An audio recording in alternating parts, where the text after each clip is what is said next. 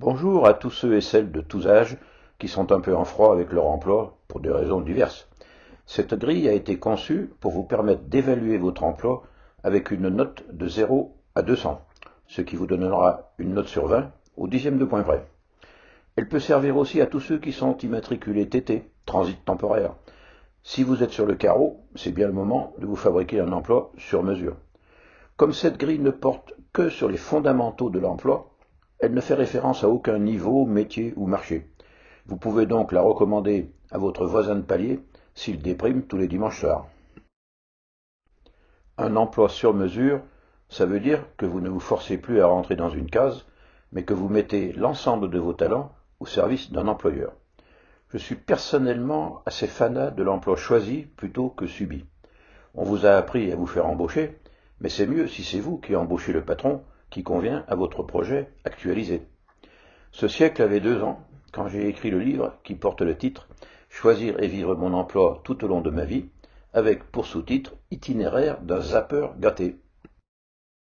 Ce livre est aujourd'hui davantage épuisé encore que son auteur, mais retenez le titre de la 4e de couverture « Choisir ou subir ».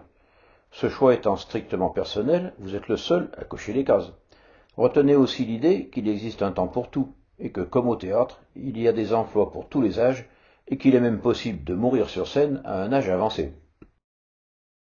Petit rappel sur ce qu'on appelle l'adéquation homme-emploi. En jaune, votre emploi tel que vous le voyez, et en bleu, le même emploi, mais vu par votre employeur.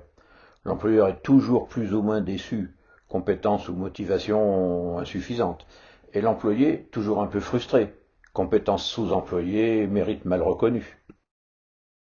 L'emploi vit toujours le même cycle. Ajustement, exploitation, distanciation. Il existe des emplois à cycle court, compétences spécifiques assez faciles à acquérir, et des emplois à cycle long. Mais il existe aussi des personnes à cycle court et des personnes à cycle long. Si vous êtes programmé cycle court, vous avez tout intérêt à acquérir un savoir-faire dans l'art de quitter une crèmerie pour passer dans une autre. La phase 1, c'est la lune de miel. C'est l'état de grâce des 6 premiers mois d'un politique. L'homme découvre et s'adapte. L'employeur investit sur quelqu'un qui a du potentiel. Théoriquement du moins, il prend le temps de former le petit nouveau. L'homme, lui, en général, il est motivé par la découverte, le challenge, l'envie d'apprendre, etc. Ensuite, la superposition passe par un maximum. C'est la phase d'exploitation. Tout baigne. Le salarié est aimable avec sa famille quand il rentre le soir, et il arrive même que le patron sourit quand il passe dans le bureau. Pourvu que ça dure, comme disait Madame Mère à son petit Napoléone. Alors ça dure, ou ça se termine par la bérésina. Si vous avez commencé la retraite de Russie, ça doit travailler pas mal au bureau.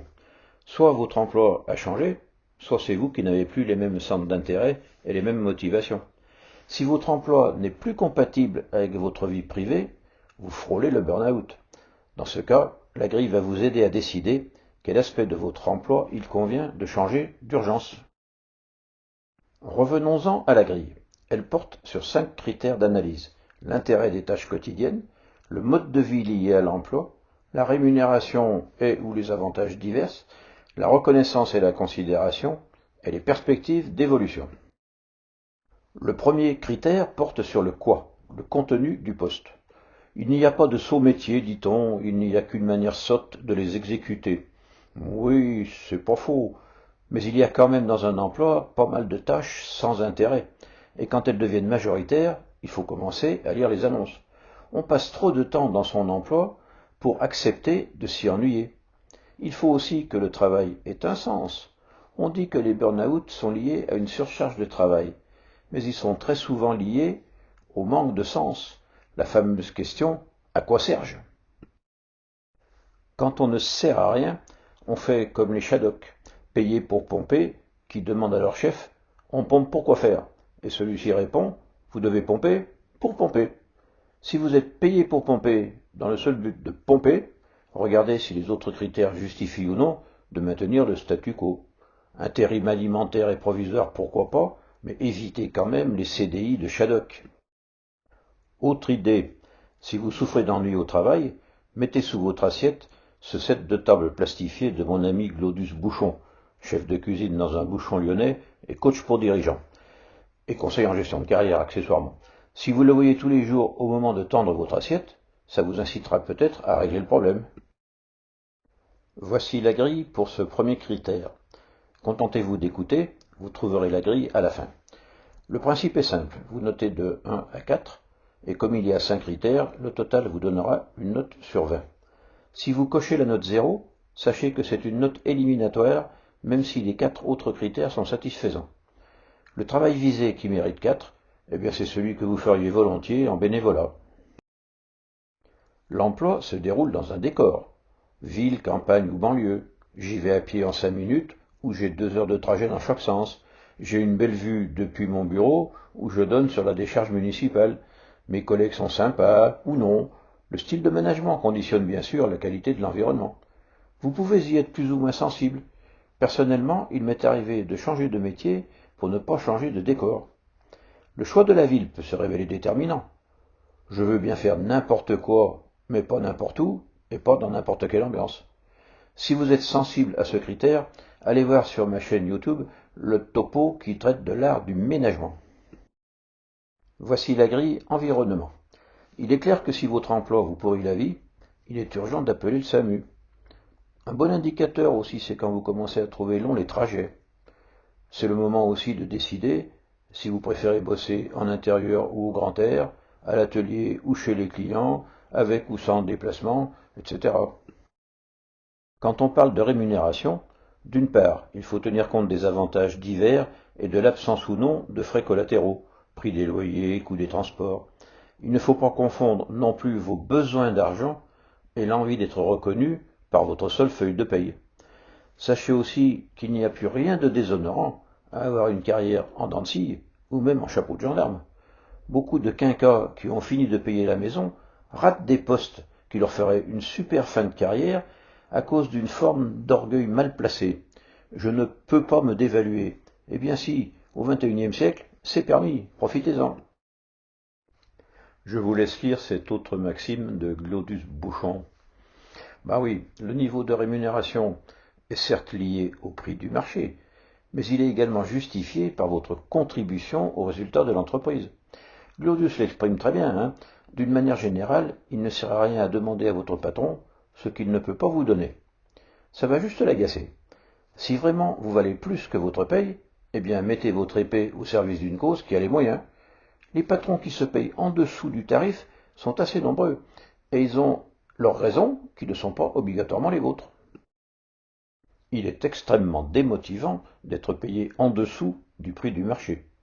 Inversement, si par un hasard heureux vous êtes payé mieux que ne le justifient vos compétences, et si vous décidez de changer pour d'autres raisons, il vous faudra accepter non pas de vous dévaluer, mais de faire preuve de réalisme. De même, si un emploi vous remplace une formation onéreuse, c'est tout bénef. Un métier a une cote à l'Argus, certains stables, d'autres fluctuants comme informaticien. Une année on en manque, une année on en a trop. Si vous avez accepté de rentrer dans votre entreprise par une petite porte, ou si votre patron vous a connu en culotte courte, il sera peut-être nécessaire de vous remettre sur le marché pour retrouver un niveau correspondant à votre évolution. Le besoin de reconnaissance est très inégalement réparti. Si vous avez la grande chance de vous estimer pas bien plus cloche que la moyenne nationale, vous pourrez affecter peu de coefficients à ce paramètre, ce qui vous permettra d'être plus exigeant du coup pour les autres. Bon, cela dit, soyez honnête lors de votre auto-évaluation. Si c'est important pour vous, choisissez plutôt une entreprise à taille humaine, dirigée par un patron pas trop judéo-chrétien, vous savez, ceux qui font des reproches quand ça va mal, mais félicitent jamais, car il est normal de faire bien, quoi. Bon, si votre chef est comme ça, changez-le contre un géo du Club Med. Je dois avoir quelque part un autre exposé qui s'appelle Comment manager mon chef. Bon, en attendant, si vous éprouvez le sentiment d'être un pion, c'est pas très gratifiant. Sauf si vous apprenez ou enrichissez votre CV. À ce moment-là, ça passe. Sinon, allez au SAMU. Il se peut que cette image vous parle davantage. Depuis 20 ans, vous êtes un bon petit soldat au service de l'économie triomphante. César offrait des terres à ses légionnaires en fin de carrière. La probabilité que le fonds de pension américain vous offre des terres un jour est relativement faible, car lorsqu'ils doivent réduire la masse salariale, ils ont la fâcheuse tendance de virer en premier les gros salaires des seniors. Si vous êtes dans ce cas, créez l'entreprise Moi et ça, et travailler pour vous. Un poste peut présenter quelques inconvénients, mais s'il est un tremplin pour un super poste, ça vaut peut-être la peine de souffrir un peu. Chaque fois que vous ajoutez une corde à votre arc, c'est bon pour votre garantie d'emploi. Aucun employeur ne peut plus vous garantir l'emploi, mais un employeur doit vous garantir l'employabilité. Restez tant que vous enrichissez votre CV. Combien de temps, 2 ans ou 5 ans dans un même emploi, ne change pas beaucoup la cote à l'Argus. Ce dernier paramètre a surtout de l'importance en début de carrière ou si vous avez décidé de vous réorienter. Si vous cherchez en urgence un poste alimentaire, oubliez-le carrément.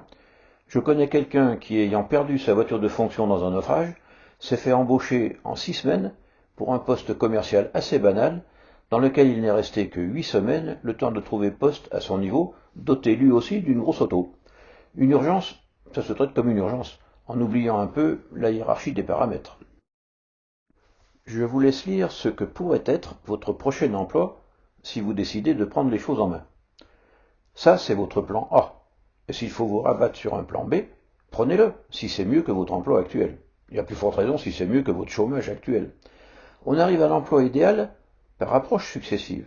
Pour ça, il faut être un peu dégourdi dans l'art de se faire embaucher pour ce que l'on n'a jamais fait, mais ça, c'est l'objet d'autres exposés.